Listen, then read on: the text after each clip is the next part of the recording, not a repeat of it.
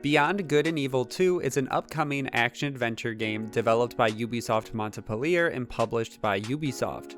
The game is a sequel, but in the actual game timeframe is a prequel to the 2003 fan favorite Beyond Good and Evil.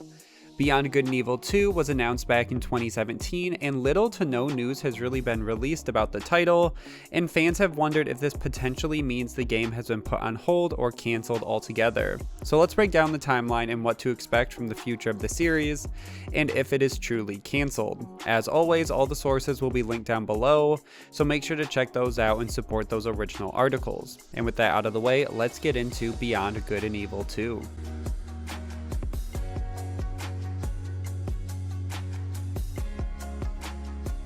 Let's start with a timeline for the project. I know people usually state E3 2017 with the cinematic trailer as the first news about the game and the reveal, but we can actually get more specific than that.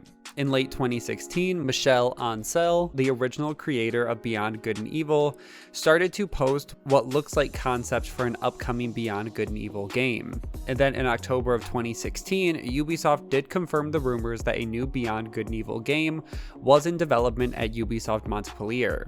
Now, this is important because this is just concept, and it sounds like at the time was just starting development, so they were still working through the production phases and understanding what this game would be. And note that that was in late 2016. And then it was about 8 months later when the E3 press conference was when they showed off that cinematic trailer. And I would say most likely the trailer work started right around the time that Ubisoft announced the project was being worked on. I bet they hired a trailer company and had them start to work on it so they could have a big announcement, even though the game was still trying to figure out what it was going to be and what the style and gameplay and all the other ideas. But I think Ubisoft was really pushing to get the game out there and talked about as soon as possible. Which is why I'm always cautious of these initial trailers and why they are usually more proof of concept than anything else, and you will hear me mention that as we go along talking about this game and other things they have shown off since then. Games of this size and scope take years to make and can change drastically throughout that time, which is why it's so important to state that in 2016, the game was just starting and it is still years away if they wanted to make the game they were promising. Now at E3, no release date or platforms were announced for this game. It was just an announcement with a great looking trailer, so fans weren't sure if this was going to be a current gen title, next gen, or maybe a combination of both. And the next announcement was in 2018, also at E3, where another trailer was shown off for the game, which once again was a high budget cinematic trailer. And this time though, a pre-alpha demo was shown off for the game as well. And this demo was made specifically to be shown off at E3 and is likely more proof of concept than anything else, was created to just give fans and journalists the feel of what they were going for the game, what they're trying to accomplish, and things they're trying to include. A few parts of it did look clunky and other parts looked really well, but once again, these are a few polished pieces they decided to put together and show off for E3, and is most likely going to change by the time the actual game comes out. It seemed at this point to still lack substantial gameplay aside from exploration, and the way most of the trailer was done without loading screens is an impressive feat, but can lead to issues with games of this sheer size and scope when they keep expanding, and if they can truly make a non-loading screen game where we can go into space, come back down, fly to all these different places is yet to be seen. And it almost reminds me of a Star Citizen-esque situation. I know it's not exactly the same, but a pitch that becomes too big and reasonable to make. And this was the same issue with the original canceled Beyond Good and Evil 2 that was being worked on in the late 2000s or early 2010s.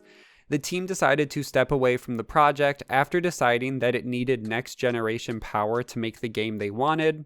But by the time they would get next generation power and update their game, the game would be outdated and it would take even more work to constantly revamp and get the game where they wanted it, which is why the original sequel was shelved, and it seems that Ubisoft is walking this line again with this game as well. Once again, they're using these consoles and technology to the fullest extent, but at what point is there just not enough power and a game just has to be made is yet to be seen, and I just hope they don't fall into this same trap that they did with the original sequel. Which kind of leads me to the point, if their systems do work, if they can deliver no loading screens, vast exploration, spacecraft travel, all these different worlds, it looks like this game could easily be a Game of the Year contender and be one of the must-played titles for next generation consoles. But it also could easily fail in the form of trying to do everything and excelling at nothing, or constant delays could hurt the franchise moving forward if we never get the game because it's always just one more year delay. So after E3 2018, it's assumed that Ubisoft continued to work on the title throughout 2019 and 2020 while staying quiet, and hopefully giving the game developers time to fully flesh out this world, enhance the gameplay and story, and then hopefully polish the game enough to a point where they could start to consider a release date. Then of course in 2020 there was COVID, which no doubt caused delays in production and development. Ubisoft wasn't too vocal about any of this, but it's safe to assume that there were some work from home and changes that had to be made. And that wasn't the only bump in the road for Beyond Good and Evil 2. It was also announced that Michel Ancel was leaving the project and the gaming industry altogether. He was the game director on the original game and now the game director for the sequel, and it came as a big shock to fans and the industry alike.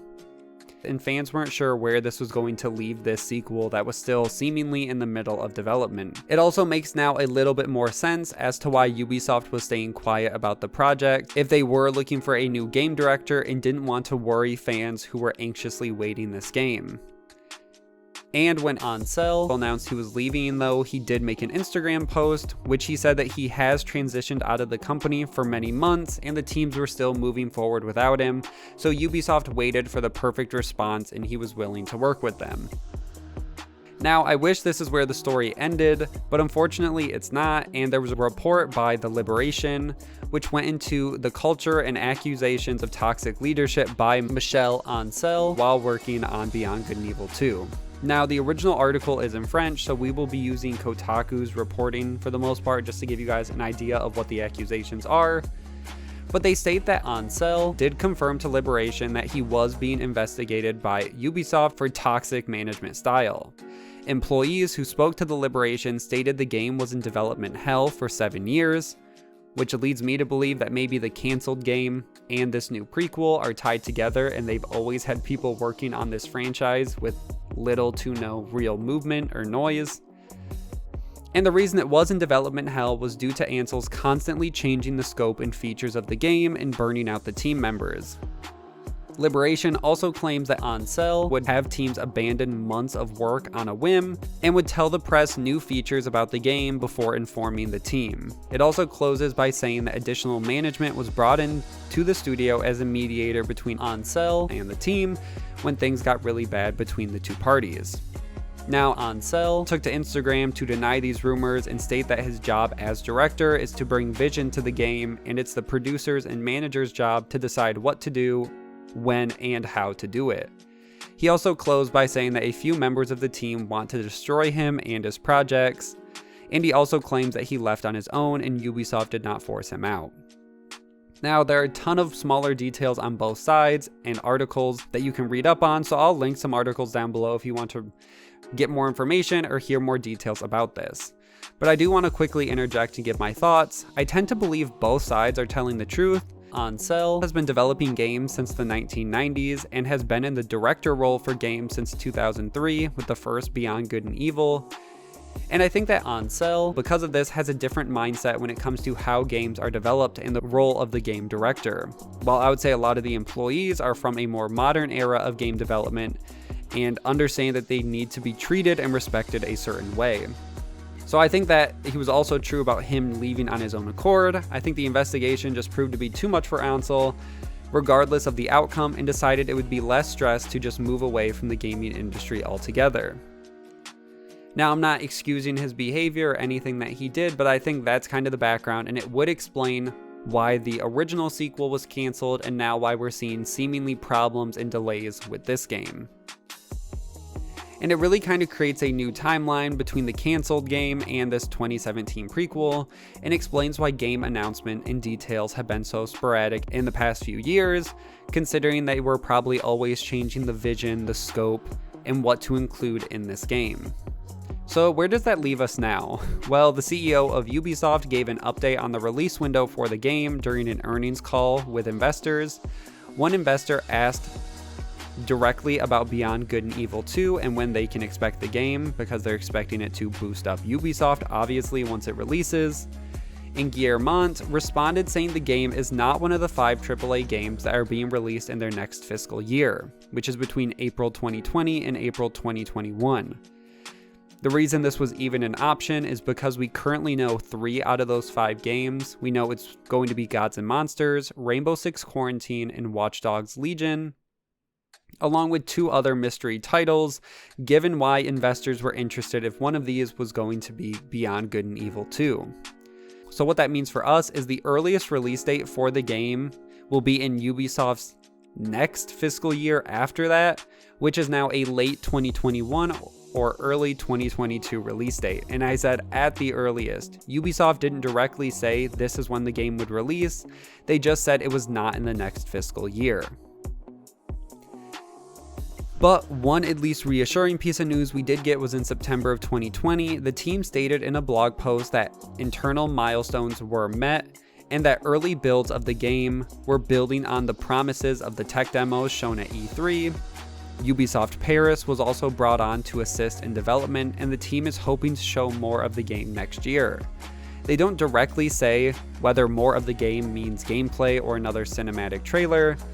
I would say it's probably safe to assume at this point we've already seen 2 cinematic trailers, and we hopefully should be getting more actual concrete game details and see more gameplay and what this next gen Beyond Good and Evil 2 can do and what the actual gameplay cycle and loop will be like. So what happens now? Well, hopefully more gameplay will be coming next year, and more than likely it will probably be released at E3 given their track record of attending E3s and doing these big reveals there. It's also possible it could be at Ubisoft's own Forward event, which they have been doing, so we'll just have to wait and see whether they want to do E3 if it's back, or if it just makes more sense to do Ubisoft's own event. And if the game is progressing as well as they say, then a late 2021 or early 2022 release date is not completely out of the question. Back to the original question of the video, is this game canceled? No, the game is not canceled. It seems like the game was announced too early, back in 2017, when they probably should have waited. They knew the game was early in development, and that a trailer was being forced out when the game was still trying to piece together what it was actually going to be. There were problems behind the scenes. So it seems like there were a lot of different issues between where to take the game, the trailers, rushing out to show things at E3 and keeping people interested in the franchise. And I think it just led to a bursting point where I think finally now the game is back on track. They have development timelines. They know where they need to take this game to get it released. And hopefully the studio is past all these bumps in the road and have a clear picture for the game they want to create.